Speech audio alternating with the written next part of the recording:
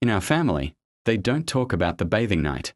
Not that it's forbidden, it's just that after the first word, the conversation always goes out, as if someone is blowing out a candle.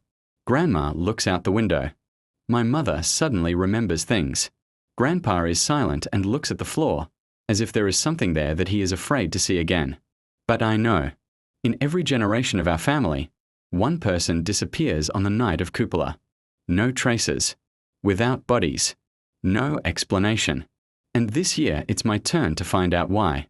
My great-grandfather Ilya was the first to disappear. There is almost nothing left of him. A few Yelst photos and a record in the church book. Missing. Summer. Night on Ivan Kupala. They say he was silent. He worked at a mill near the river, knew herbs, and never jumped over the fire, although the other guys laughed at him. That night he was seen for the last time, he was walking towards the forest, not turning around, as if someone was calling him without saying a word. 25 years later, his daughter, my great-grandmother Maria, disappeared. She already knew her father's story. She did not leave the house on the bathing night. She pulled the shutters, turned off the lamp, lay down under the images and prayed until dawn. But she wasn't there in the morning. The bed was cold. The windows are closed. The door is locked from the inside. It disappeared as if it had never existed. Then there was Uncle Semyon. Then Aunt Elena. Then my mother's older brother, whom I have never seen. Always bathed. Always one person. Always silence after. I was 17 when I first asked directly. "Mom," I said, "why are you afraid of Kupala?" She froze with the cup in her hands. The tea spilled on the table, but she didn't notice it. "Don't talk about it," she said quietly. "But why?" "Someone has to know." She looked at me for a long time. This is how they look at a person who stands above the edge and does not yet understand that there is emptiness under it. "Because the Kupala night is not for us," she finally said. "She remembers us." "Who is she?" Mother did not answer. That same night I found an old chest in the pantry. It was locked, but the lock easily gave in, as if waiting. Inside were things that were not supposed to be together: old handkerchiefs, wooden amulets, withered wreaths of wormwood, and a notebook. The cover was black, without inscriptions. The handwriting is alien and at the same time strangely familiar. The first line made me breathless. If you're reading this, it means Kupala is close again. The notebook has been for generations. Each entry was with the other hand, but the words were repeated as if they were dictated by someone alone. We thought it was a legend. We tried to escape. We didn't go to the fire. It didn't help. And then I came across a recording made by my uncle's hand, the same one who disappeared. She doesn't take away the force.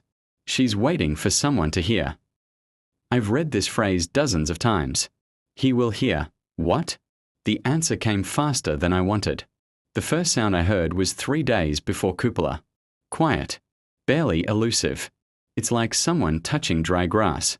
I was alone in the room, but I felt it wasn't from the outside. It was inside the head. Rhythm. Slow. Almost like a heart. Every day the sound became clearer. And with him came the dreams. I stood barefoot on the cold ground. There was a fire in front of me, but it didn't burn, it seemed to breathe. Behind the fire is a dark forest, and in that forest someone pronounced my name as if he knew me before I was born. I woke up with the smell of smoke in my nose.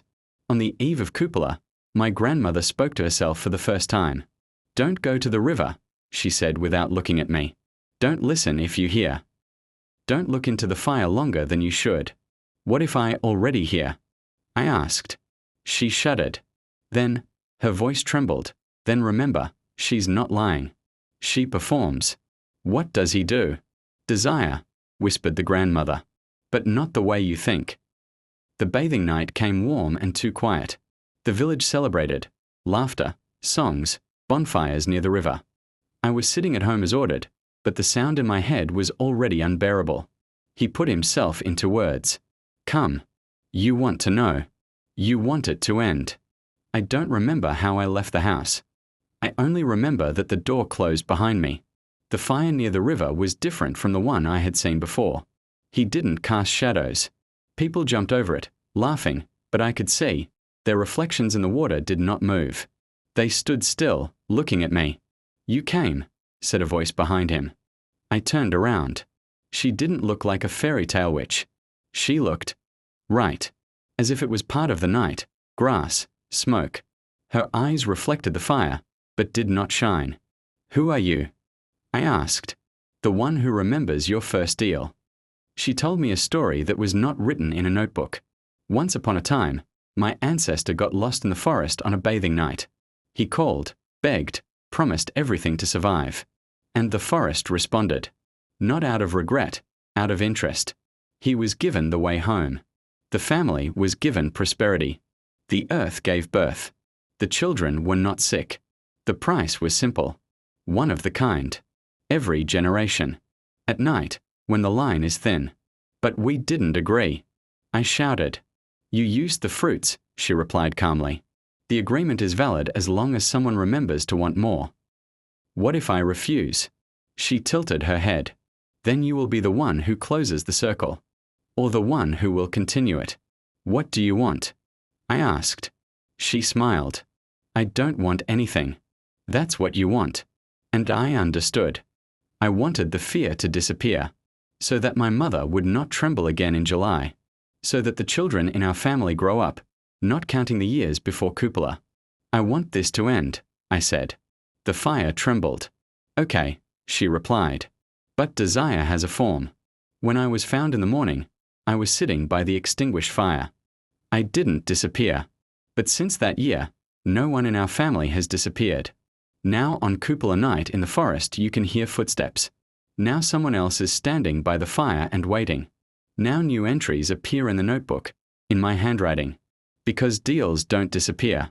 They just change the one who remembers.